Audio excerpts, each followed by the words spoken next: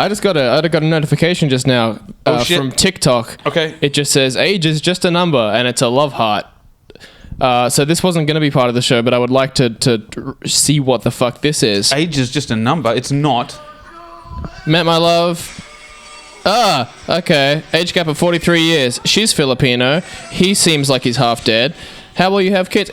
I'm getting sensory overload right now because it's a bunch of pictures of old guys with kids, and she's young, and she was 18, he was 61. What do you reckon? Oh, 18 and 61? No. What do you think he drives? Her. I think what does he drive? Yeah, Volvo. A Volvo? Yeah, old Volvo. He wears a hat as well. Because he can't afford the Lotus because he spent it all on that. Yeah, he probably just went to the Philippines one time and her parents begged him to take her back to America. You know, that's what happens. That's what happened. Man, it happened to me in Thailand. I was in Thailand. It's really actually very, very fucked up, man. I was in Thailand and we went to these villages and women kept running out with children saying, hey, take, you know. Oh. Now, some weren't children. They're just very young looking. These are Thai girls ranging from, I suppose, seriously, man, 8 years old, up to sort of maybe their early 20s. But I just remember when I was rejecting, you know, girls in their early 20s going, oh no, you know, I'm not here to pay for sex, thank you very much. They didn't think, oh, okay, he's not here to pay for sex. They thought I was saying too old. So they went back. And no, I don't want any. I don't want any sex. It's just the Curb Your Enthusiasm theme. Just younger and younger. Yeah. So it's a little bit fucked up. Jack, it's been a while. I love you, man. Took a couple weeks off. You're back. Good to be back. Yeah. Got the snare on the table. Yeah, this is the beautiful DW maple snare. A beautiful, beautiful thing, and no one can afford it. Not even me. Is this a rental? No, I bought this off Greg at the Drum Cartel. Shout out to Greg. Shout out Greg. Who sold me a very, very expensive and beautiful snare drum for a very, very small price. Oh. So, shout out to Greg and shout out to cocaine dealers across the southeast. Shout out to people that use drums to keep cocaine in so they don't look inside of them at the border. I don't think cocaine had anything to do with the sale. I think, yeah, you know what it is? Eventually, you got to sell some of your stuff. And he's got so much stuff. And I think one morning he just put it on the Facebook, and I was like, oh, I would love that. But he sold it to me very, very cheaply. And I remember when I bought it, for, you know, much less than it's worth. And I remember when I went to buy it off him, I gave him the money, I gave him cash, you know, and he said, and I said to him, oh, does it come with a case? And he very definitively said, fuck off. I've been mates ever since. I've had the same thing. I'm trying to sell my Subaru because I'm bored. Yeah. I found a place selling a nice car that I wanted to get for less than I bought the Subaru for. Yes. It was $4,800 for this car. I bought my Subaru for $5,000. If I fix it up and get it all nice, I can probably get like $6,000 for the Subaru. Yep.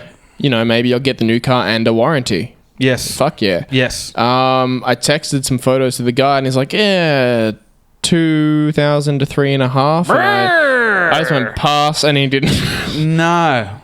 What? Selling a car from 1994 with 350,000 kilometers on it for $5,000, and then seeing a 2009 car that is in pretty nice condition, and he's like, how about you fuck yourself? Yeah. Is that an option? Could you fuck yourself? Yeah, fuck yourself. Fuck yourself. I like the way you said that. Yeah. Fuck yourself. Fuck you. For a real Frank Zappa. So look, it's been a couple of weeks. We had some technical issues, but now we're back in town. I got a lot to say. I got some issues. We put a bit of a shout out, and we've had some suggestions for things that people want discussed on the show. The first one I think was very good from Jack. Jack J-A-Q. Q. The lovely Jacqueline Laurie suggested that we hear this Jack's Peak and pit of the week. Ooh, okay. So should we start with a high point? What was the best thing that happened? A high point was probably finding that Beamer that I wanted to get. Didn't end up getting it, but that made me very happy just looking at it. Leather seats, cream. Yeah. I saw that. Ooh, actually, here's a more better one. High point was smoking cones on the balcony with this lovely lady. Right. That was a lot of fun. We listened to some of your stand-up that you wrote about our dear friend Alex Lawrence that you drafted months ago. That was good. You might see that on stage at some point. Yes, maybe. Possibly. It's a good joke. I'm happy with the joke. It's a good joke. Yeah. Peak. That's the peak. The pit of the week is when I told her I loved her, like, I don't know, an hour later. Misstep. I'm going to say it's a misstep on my end.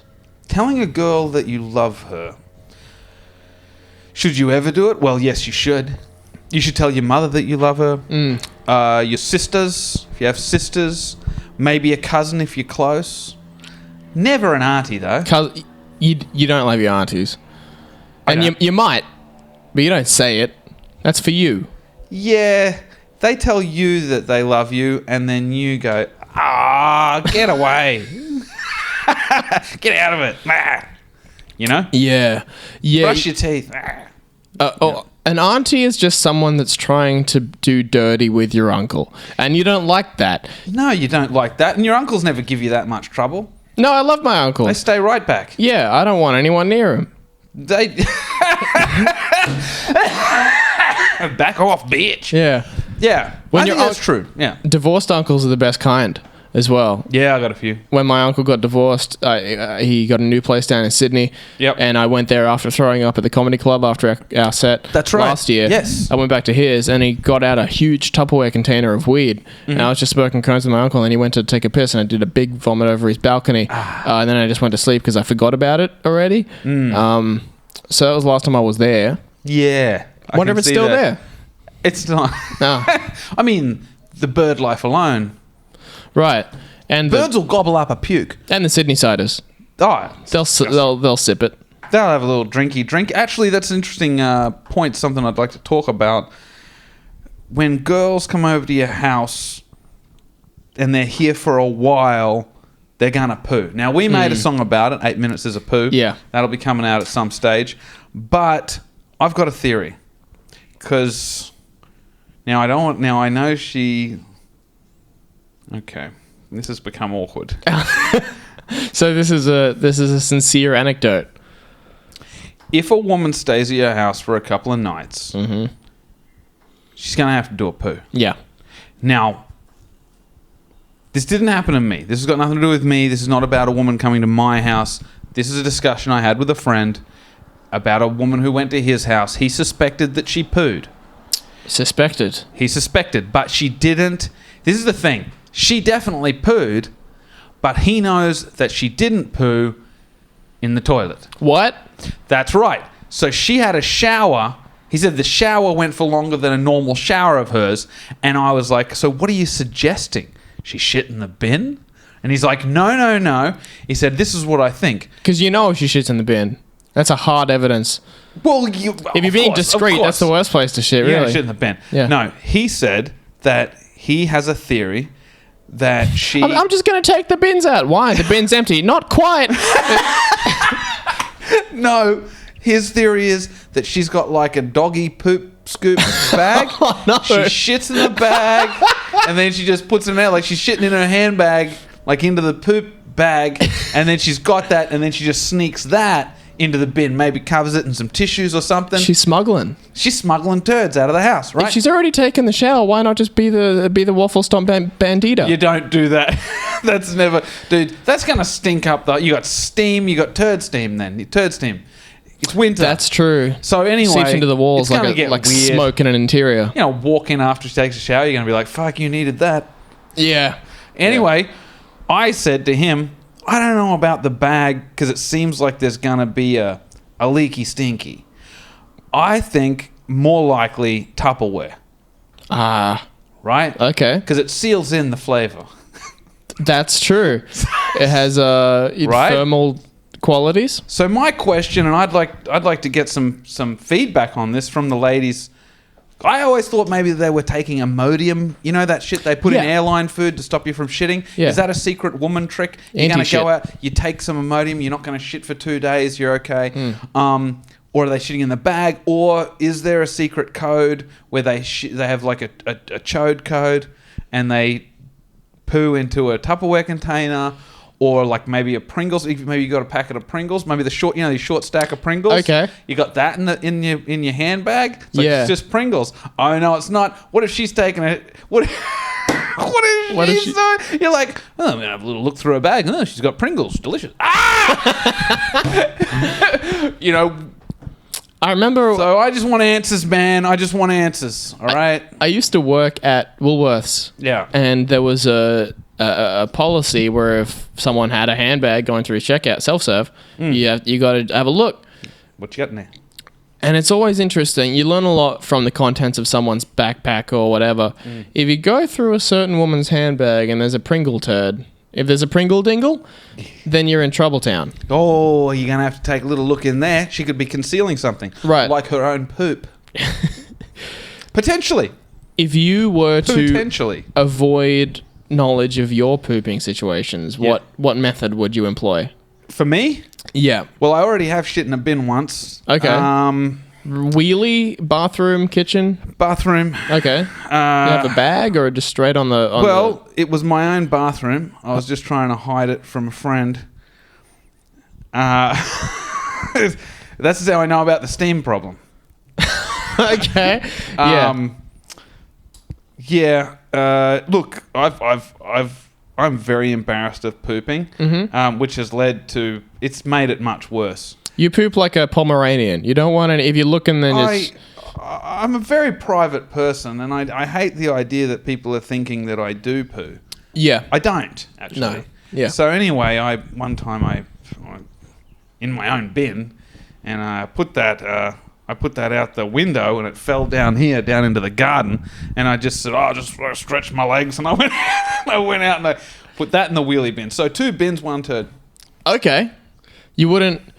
Would you say that was... Were you more ashamed of that or the beach fiasco? Definitely that. Have we discussed the beach fiasco on the show? We can't talk about it. We can't talk about it? No. That's all... God damn. We can't talk about it. We can't talk about it. It's amazing. It's the funniest story I've heard in my entire I life. promise I'm going to share the story, but I can't right now. You've got to polish it, edit around it. Got to run it by some people. I can tell you something. Shit at the beach is no picnic. No. You shouldn't do that. Yeah. Shitting at the beach is no picnic. No. That's a shirt. That's a t-shirt quote. It's not. No. Anyway, what you going to do? I mean, it can be the result of a picnic. If you have a hell of a beach picnic, you're going to have to go. Yeah, getting some of that relish into you. What about those? That's a time bomb. Those little beach houses, the ones that are like the size. There's a shack. A shack. Yeah. They got those down in Melbourne. Yeah. Yeah. I think someone needed to shit at the beach, and they didn't just want to put a shitter there. Yeah. So they made a house. They built a whole house, and they're like, "Well, this is the beach house. You can do all sorts of things in it." It's for storing your surfboard and shitting. Yeah. So what do? You don't have a surfboard? Yes, I do. I do. You haven't seen it because it's stowed away. Yeah, put it in there. Yeah, don't go in there, though. I'm going to go in there and take a look at it right now. Gotta wax it. Gotta wax it, yeah.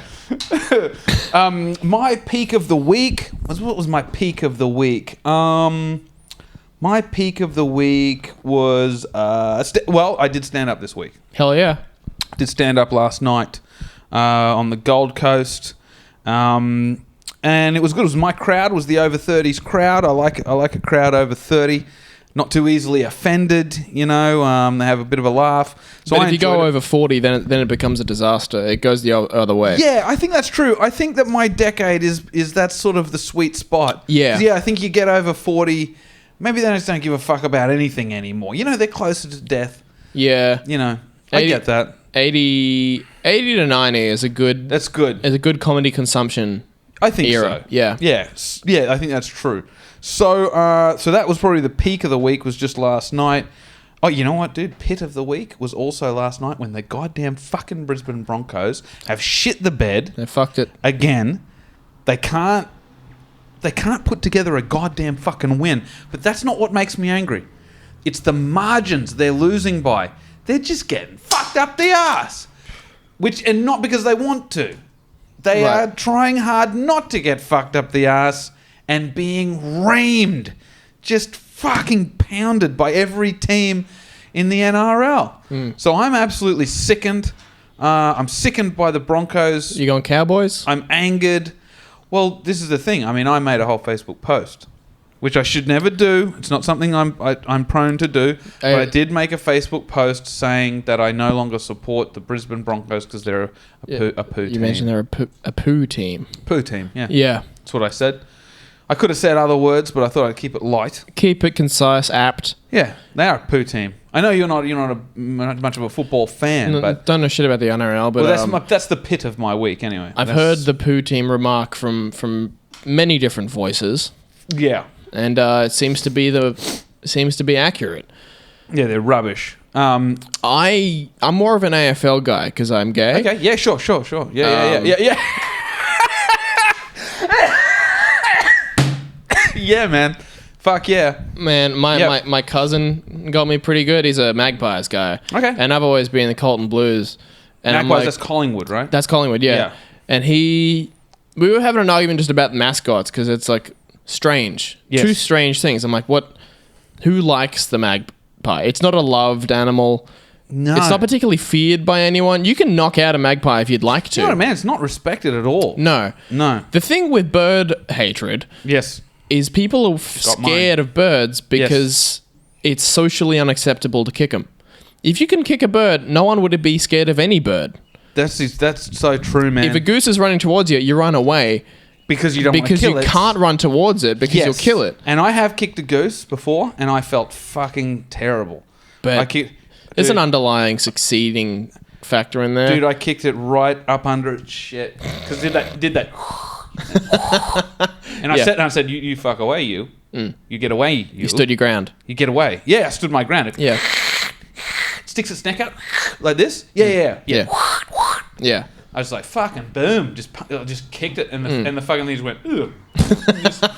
I was like, oh shit. I was just kind of get away. But I got a hell of a fucking kick on me, Jack. I didn't even mean to kick it hard. It was just, it was just sweet that it made a thwack sort of sound. Anyway, I think the bird got knocked out. If you can knock a bird out, it got like KO'd, and then it kind of got up and it kind of shook it off. And little birds around his head, smaller geese around his head. Yeah, gave me a look through one beady eye. It just sort of went, ooh, fucked off, and I was like, okay, so I win. You win. But then I thought about it some more, and I did feel terrible days later.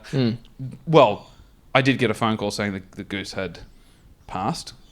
You got a phone call from what? The goose must have rattled its brain. Well, it was from this is when I was just a kid, and it was the house just up the street had twin girls lived there, and my brother and I went to visit the twin girls, and the guy was never there. Their father was never there.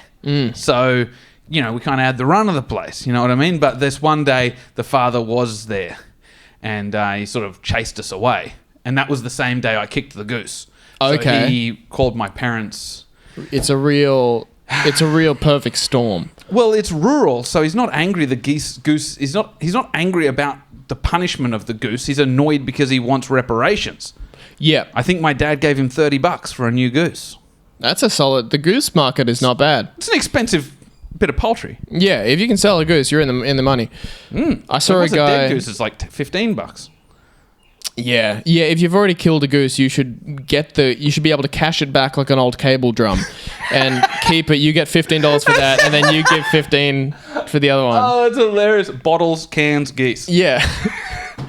I saw a guy just snap a neck of a seagull at South Bank because he was trying to eat a burger, and a seagull came and stole a chip. But before it got away, I guess it was weighed down by a particularly heavy wedge. Right. And the seagull tried to go away, and he went, no. And just snapped the bird's neck, and then he just put it back on the table. Not even on the ground. Put it on his table like he was dining with the soul of this seagull, and continued to eat his palm. God, what a king. Yeah. There were people on Facebook being like, holy shit, did you see this? I'm like, yeah. That was wild. Didn't fuck around. Didn't fuck around. There's no shortage of pigeons. This is a It's not man like he's who done that knows to a his domain. koala. He's just gone, you know what I mean? He's just sort of just gone, no, well, fuck you. You know what? Fuck you. You know what else? We don't know the history here. Maybe he's been getting shit from pigeons for a long time and he's finally just snapped. He's gone, you know what? This is the last fucking time with you people. I'm fed up with you. And that's the end. You're always bobbing your neck. Well, you won't be doing that tomorrow. No. I bobbed it just one too many times. And with quite a jolt. Yeah. I lose respect for that. I never really respected birds or animals in general. I'm annoyed at animals. I don't like them around me. I like them in their natural habitat. I don't like fake fucking animals. You fake fucking animals, they're not even proper, like a dog. That's from a wolf. That's not a real fucking animal. That's a human created that animal. A pig, even. Even a pig we made that up. A pig is a rubbish creature. No good. No good. What do? Sniff? Next. Oink. Yeah, Fuck off, mate. Go roll around in the mud, you piece of garbage. I've lost respect for the mailman. He drives a tricycle now. It's like one wheel on the front, two wheels on the back. He used to have a postie bike. The new farm guy, and I saw one at Newmarket as well. It's a tricycle. It's motorized. Well, actually, I think it's electric. I'm sickened. I've lost all respect. This is an upgrade from the dirt bikes they used to have. It is a downgrade. That's a heavy downgrade. This is gay. You know? Because Australia used to have the coolest mailmen in the world. Absolutely. High-vis fluoro vest. Yeah. Like what was it, like 100cc little fucking dirt ripper? Yeah. Hell yeah. No, they've been emasculated.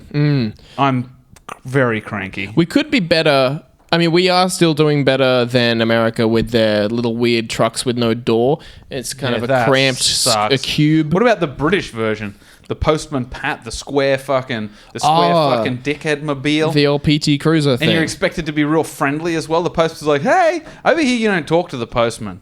And in America, they're always getting chased by dogs on television. Right, or being But shot. in England, they're like, hi! Same as they got a milkman over there for some reason. There's still a milkman. And actually, I did this is a shout out to my mate Kev. Kevin, just before you got here, he's this, he's kind of like a punk dude. He used to live here in the valley. He's got a kid. He's got a kid here in Australia. Yeah, he moved back to merry old England. And sometimes he shoots me a text, says g'day. So him and his mates are wasted. It must be 2 a.m., 3 a.m. in London right now. Which I think he lives in London, Manchester, wherever the fuck he is over there.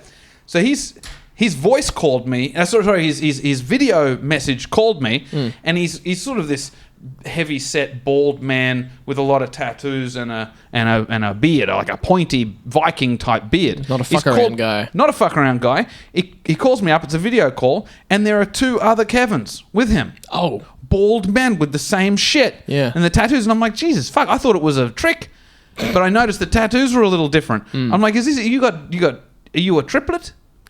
I just started giving him shit straight away. Yeah, you can't. You need a diverse friend group. Well, I was writing for the show, so I was in a jovial sort of comedy mood. Yeah. So he calls me up. I'm like, Jesus, dude, what do you got? Your fucking twins there? Tell me that's not your dad and your brother. Yeah. You know? So, anyway, I asked him if he had any ideas for the show because that's the mode I was in. He said he doesn't give a fuck. So, thanks, Kev. Shout out to Britannia. Anthropomorphized motorcycle.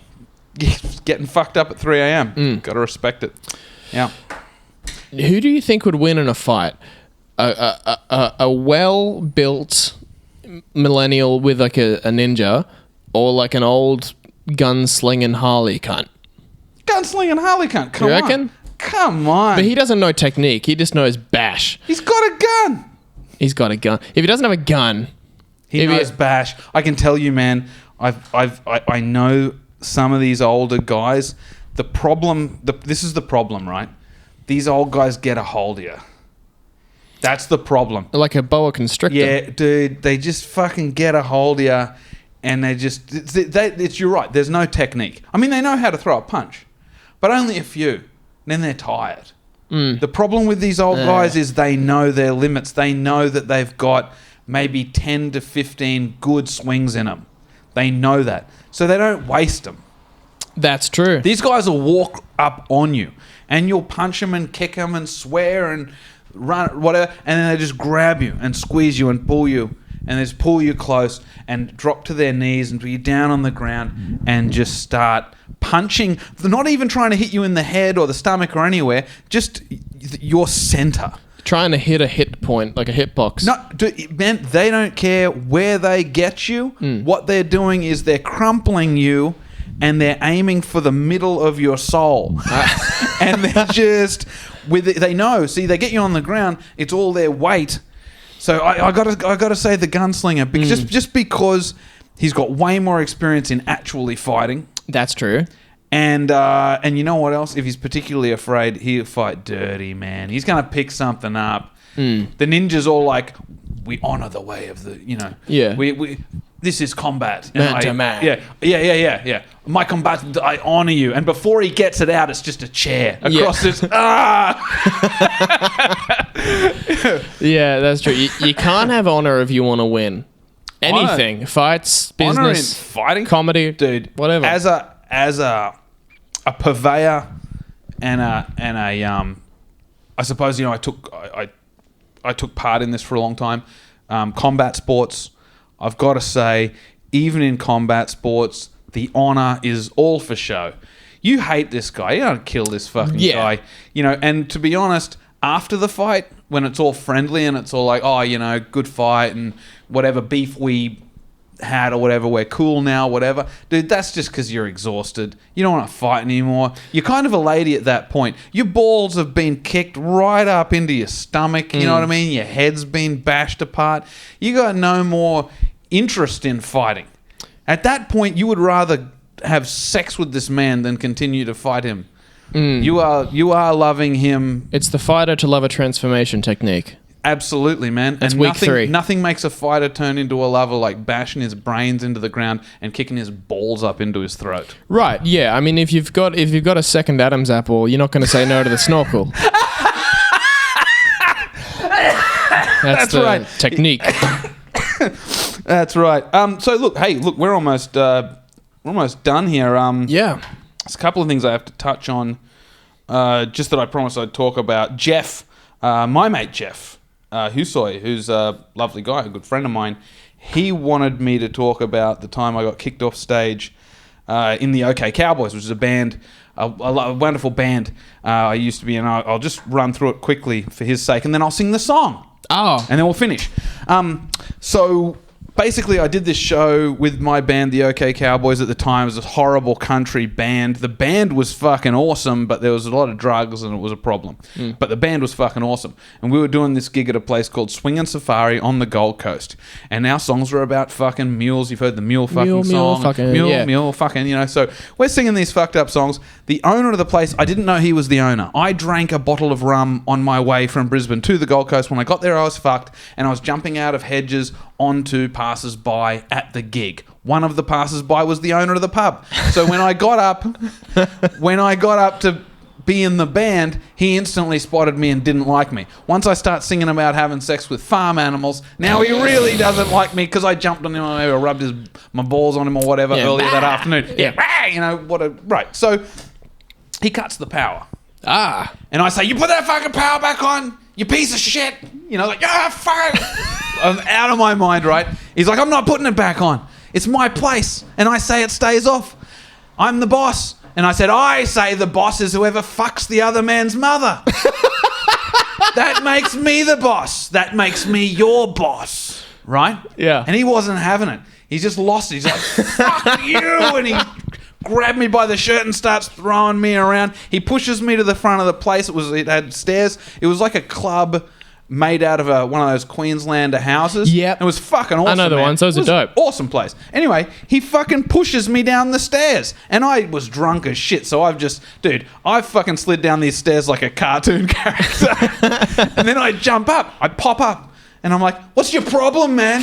What's your fucking issue, dude? He said, my mother is dead. And I looked at him. And I said, yes, I know. I fucked her to death. And I don't think we did any more shows on the Gold Coast ever again. That was the final bit. I think that was the fucking it.